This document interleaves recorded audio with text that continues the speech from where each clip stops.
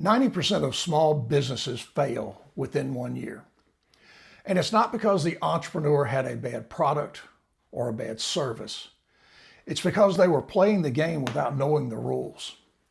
Today, we're going to break down the 4 pillars of small business success, because you have to understand these keys to a small business. And if you do understand them, you're going to be unshakable. If you get them wrong, there's a chance your business could fail as well. So let's dive in right now. Let's look at the 4 pillars, and they are budget. And budget means cash and capital. Number 2 is staffing. Number 3 is your profitability formula. Very important to start. Number 4 is your time commitment. And your time commitment relies on you as the business owner to be the most committed person inside your business. So let's look at number 1, which is budget. And budget is cash and capital. You have to be adequately funded in order to begin this small business. And I don't mean the first month of small business. I mean the first 6 months or 9 months, because I'm talking about something from experience. I'm not guessing at any of these issues. I have opened a small business and watched it struggle mightily because of a budgeting problem, because of not being really fully prepared for the things that might come my way.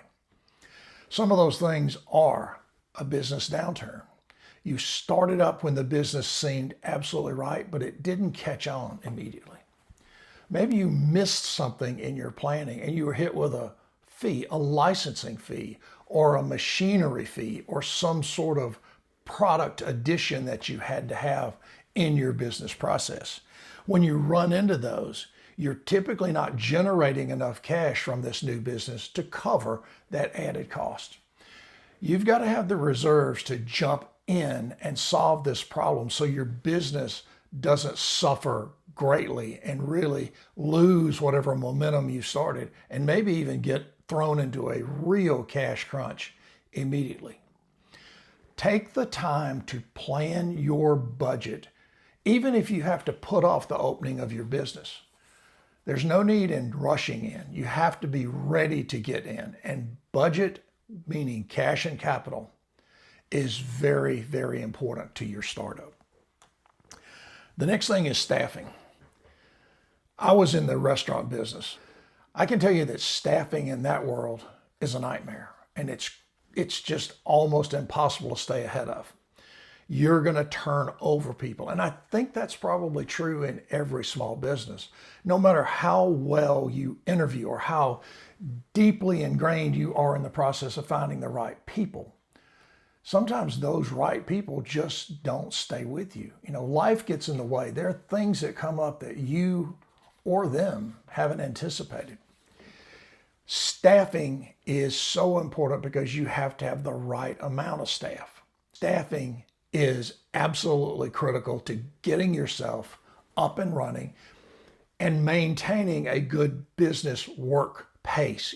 You can't be running around trying to backfill open positions, although you're typically going to do that in some cases. You are the front line. You are the problem solver.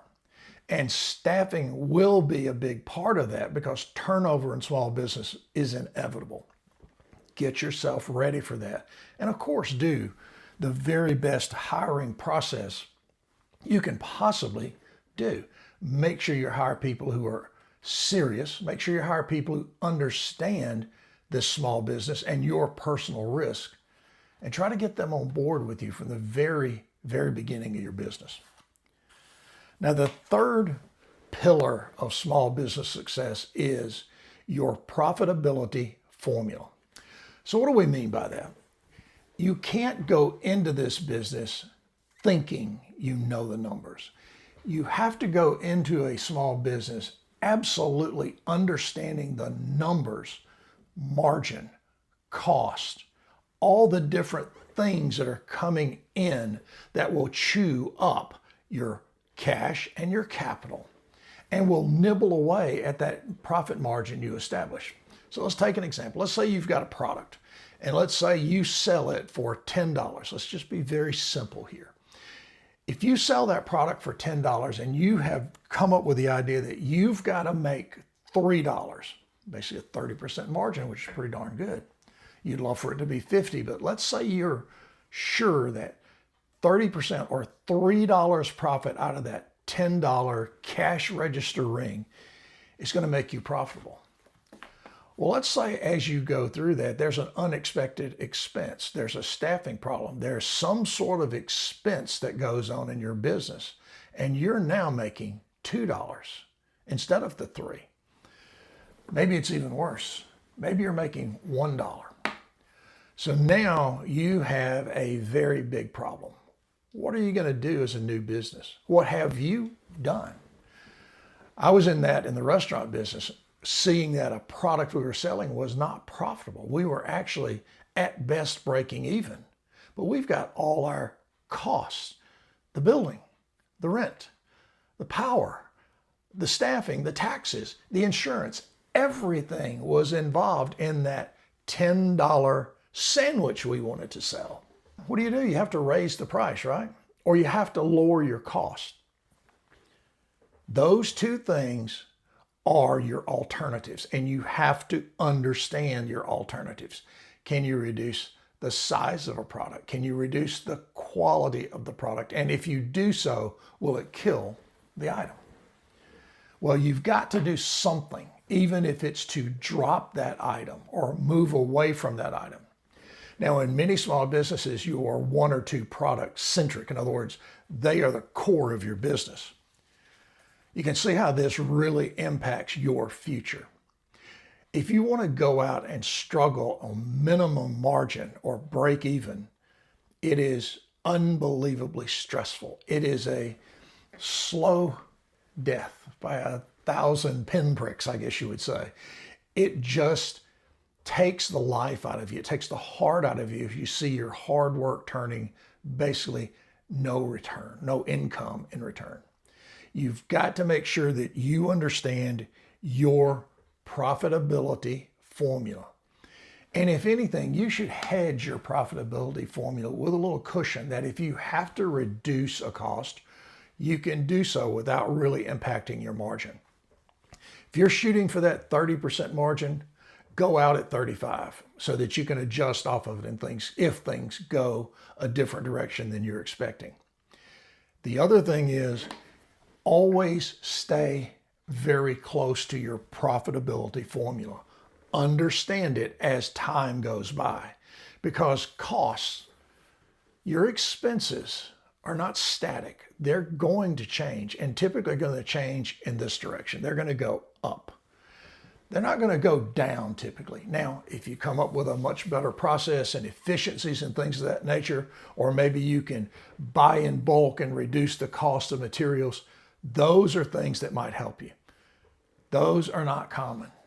Typically, you have to have a little cushion, and you have to have that year or so of experience to understand how to make those things work out. Understand your profitability formula, because it will bite you and it will put you out of business. Number 4 is your time commitment. I will tell you this from a restaurateur's world. I worked about 70 hours a week, and I felt like I was making about $1 an hour. It was a business that was ultimately draining from the energy and from the stress and from the worry of a million different details.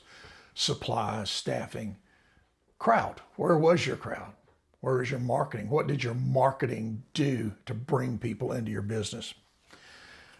You have to make sure that you understand, if you're going to open your own small business, you have to have a lifestyle change typically. Now, you may be someone who has gone through this and has had a quick, successful startup, and you got off to a great, profitable run. Well, you're the exception. You are one of 10. Remember, we talked about 90% of small businesses failing? Well, you could be in that 10% and get off to that quick start and make money right away and not have a lot of the worries that we've laid out here as we cover the 4 pillars of small business. You'd be a very rare exception. You're probably going to see your lifestyle change because you are the heartbeat of your small business. No one is going to love that small business as much as you. And if you're already in a small business, you understand this very clearly. You are the person who sacrifices weekends. You're the one who spends long nights there making sure everything is buttoned up, whether it's your small shop or a small factory or even a restaurant, making sure it's clean and it's organized and it's properly stocked. You're the person who is going to give up events with your children, events with your spouse, events with your friends. And that is the cost. That's the human cost. And we've talked a lot about dollars. We've talked a lot about budgets, cash, and capital. The human cost of a small business may be the greatest one there because a lot of us aren't prepared for that dramatic change to our lifestyle. If you own a small business, it's going to be on your mind unless you're sound asleep. And sometimes sound sleep is hard to find when the business struggles. Now, I don't paint this as all doom and gloom, but these 4 pillars are reality. I can tell you from experience, they are very real.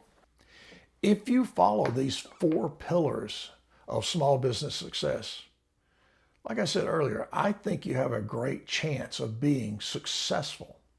And you probably have a greater chance of not being quite as stressed as some of us were when we started our first business. In any business, you know you have your fixed cost. Maybe they're rent, maybe they're payments of equipment, but you know that your salary, in other words, making payroll, is going to be there. You know that your taxes are going to be there. Your city license, your county license, your state license, whatever licensing and fees you have, they're not going away. They're going to be there. And they're going to be there whether you're making your 30% margin or you're making a 2% margin. All these things are a structure. All these things are the keys to setting your business up in the beginning so that you understand how to operate it on a day-to-day basis in your business. When you do these things properly, you have a really good shot at being a successful small business owner. If you should have any questions about this video or any of these concepts, these 4 pillars that I talked about today, drop us a comment on this video. We would love to hear your agreement or your disagreement with some of the things I've said today. But until we get back together next week and we talk about more small business ideas and practices that will help you be more successful, I hope you all have a great week. I hope you're off to a very good start to this new year. But again, until we get back together, take care of yourselves. We will see you again soon. We are out of here. See you later.